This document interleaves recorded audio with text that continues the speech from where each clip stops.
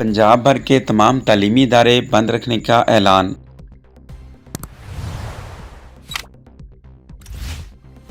पंजाब भर के सरकारी और प्राइवेट तालीमी इदारे आज मुरखा 7 मई 2025 बंद रहेंगे।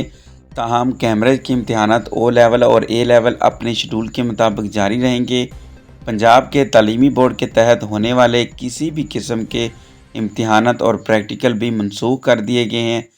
सिर्फ ओ लेवल और ए लेवल के इम्तहानात शेड्यूल के मुताबिक जारी रहेंगे। वज़ीर तालीम राना सिकंदर हयात के मुताबिक भी पंजाब के तमाम तालीमी इदारे आज मुरखा 7 मई को बंद रहेंगे। मुख्तलिफ टीवी चैनल के मुताबिक लाहौर समेत पंजाब भर में आज तमाम तालीमी इदारे बंद रखने का ऐलान।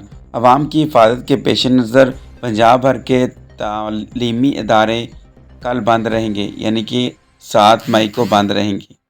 ये थी अब तक की अपडेट।